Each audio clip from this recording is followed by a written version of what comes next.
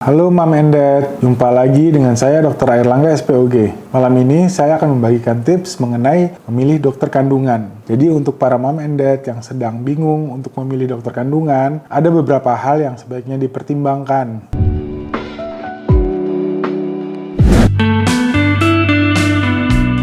Yang paling pertama dan paling penting adalah pilihlah dokter kandungan yang membuat Mam and Dad nyaman.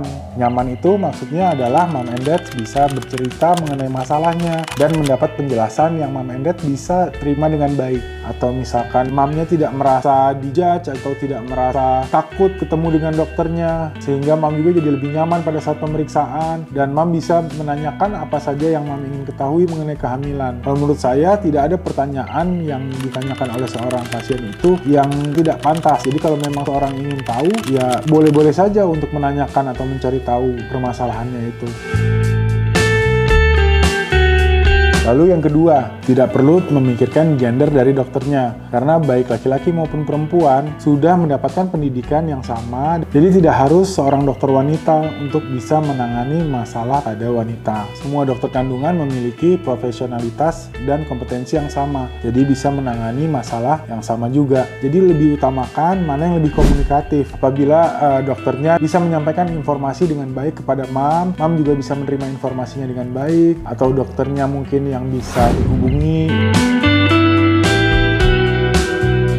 Nah, yang ketiga, ini buat para moms yang apabila memilih dokter kandungannya yang pria, jangan lupa kalau untuk setiap pemeriksaan itu harus selalu didampingi oleh mungkin perawat atau bidan yang gendernya sama dengan mamnya. Hal ini ternyata tidak cuma pada saat dokter obgyn aja, semua dokter itu apabila bertemu dengan pasien yang gendernya berbeda, itu diharuskan untuk didampingi oleh tenaga kesehatan lain, misalnya perawat yang gendernya sama dengan pasiennya, sehingga tidak terjadi kesalahpahaman dan mungkin untuk pasiennya juga jadi lebih nyaman karena ada pendamping sehingga tidak menimbulkan kesalahpahaman dan kecurigaan. Dan hal ini sebenarnya diatur juga loh dalam etika kedokteran dan peraturan dalam rumah sakit. Jadi hal ini memang harus dilakukan. Dengan didampingi oleh tenaga kesehatan ini, kadang-kadang kita dokter obgyn pria juga untuk membuat mamnya merasa lebih nyaman, misalnya untuk melakukan pemeriksaan transvaginal, itu kita bisa minta tolong bidannya untuk yang memasukkan alatnya, sehingga kita tinggal mengendalikannya saja supaya mamnya juga merasa lebih nyaman.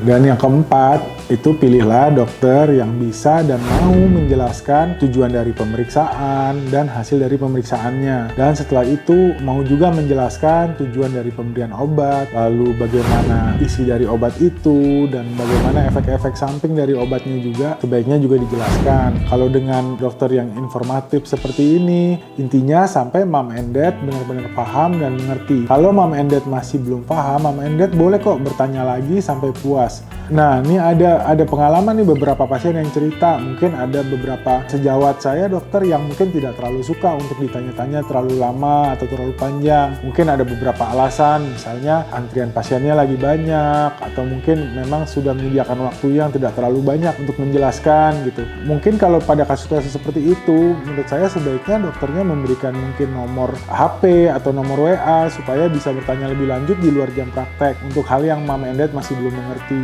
Tapi Mam and Dad juga harus ingat untuk bertanya, tentu kalau memang hal yang tidak emergency sebaiknya jangan di jam-jam yang kurang nyaman, misalnya tengah malam atau misalkan pada saat jam praktek dokternya mungkin akan lama menjawabnya, jadi harus saling toleransi juga.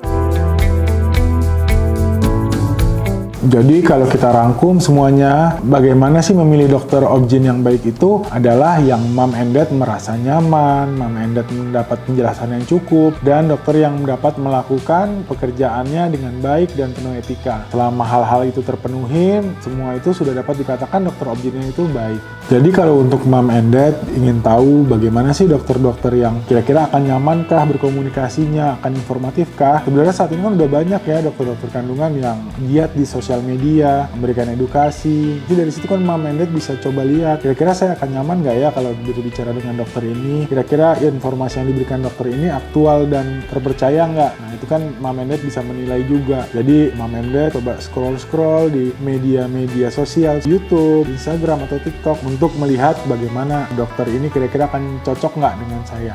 Jadi mungkin sekian aja dari saya, dan semoga Mam and Dad bisa mendapatkan dokter obgyn yang paling nyaman untuk proses proses kehamilan dan kelahirannya saat ini.